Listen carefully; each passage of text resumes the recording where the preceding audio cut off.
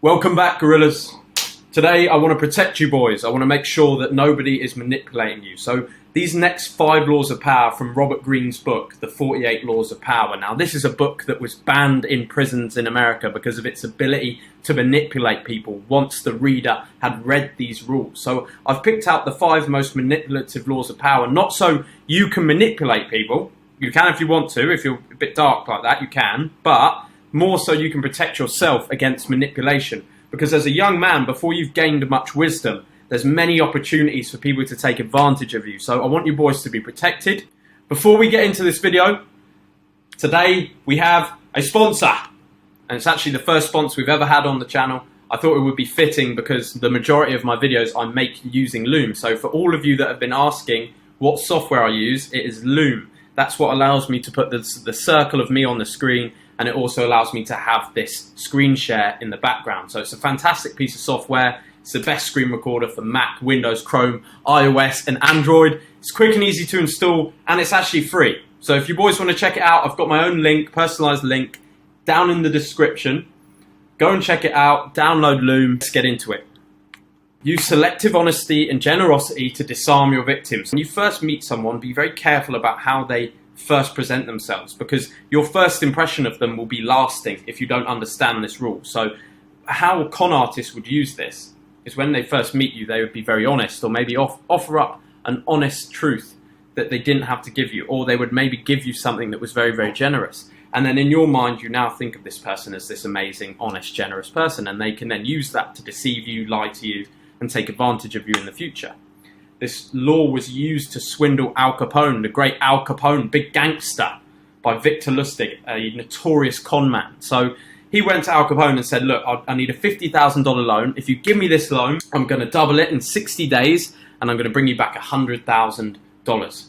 And Al Capone, for some reason, he just felt like Victor Lustig was telling the truth, like he would be able to double his money, just because of how he was. He kind of knew that he was a con man, but he thought maybe he'd be using this money for another con and he'd get his $100,000 back. And he was thinking if he didn't, he knew where Victor Lustig would be anyway, because he was quite notorious, so he could kill him or get more money back in the future. So there wasn't too much risk for Al Capone. But what Victor Lustig did is he took the $50,000, he put it in a safety deposit box in Chicago, and he left it for 60 days. He didn't touch the money. And he went off to do some other schemes, some other cons he was doing at the time. And then he came back to Al Capone 60 days later. And he said, Al Capone, I'm so sorry. I haven't been able to double your money. And Al Capone's getting furious. He's thinking, oh, okay, you absolute idiot. You've come back here empty-handed. I'm going to kill you.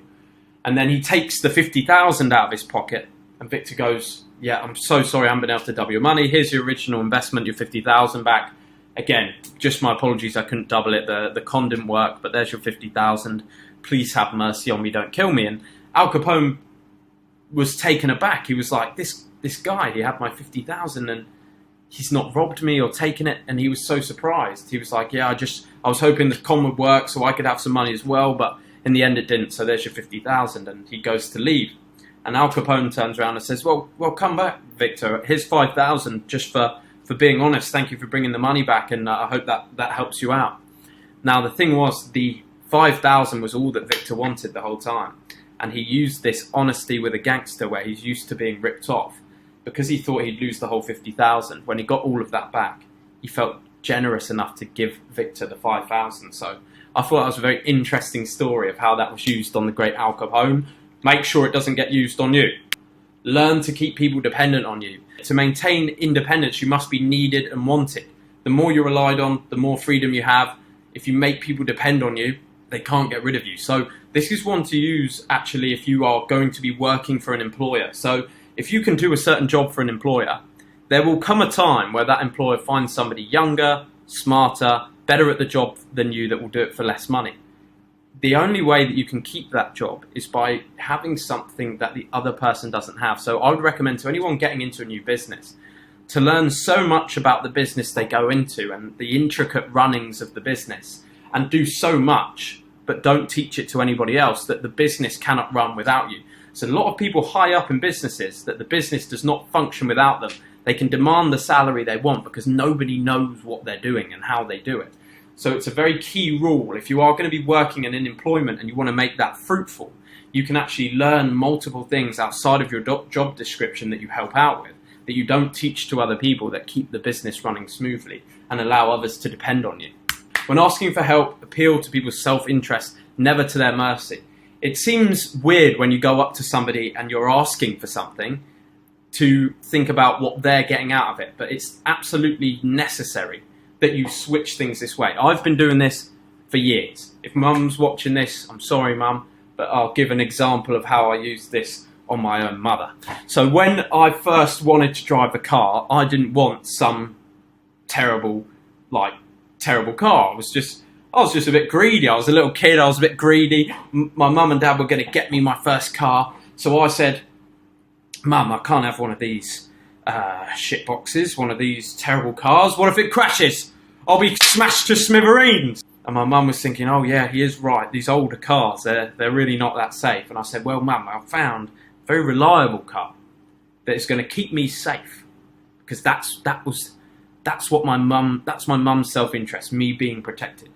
And it's this brand new Vauxhall Corsa from the Vauxhall Corsa dealership that we could get on a PCP finance deal that we could pay monthly. And it would keep me incredibly safe, and it's not that quick, and I mean the seatbelts are fantastic and the airbags are brilliant. And I ended up getting that car. That is an example of how you do this. When you want something from someone, talk to them in their terms. If you want someone to do something for you, tell them what it's going to be worth for them to do it, not what it's going to benefit you. You don't even have to say how it benefits you. You just have to say what it's going to do for them. Keep your hands clean. Now, this is one to watch out for. If you are friends with high-powered people or starting to make friends with some people that are doing better than you, make more money than you, be careful. Just be careful, especially when you're younger. Just make sure you're not being anyone's scapegoat, because nobody in power gets their hands dirty.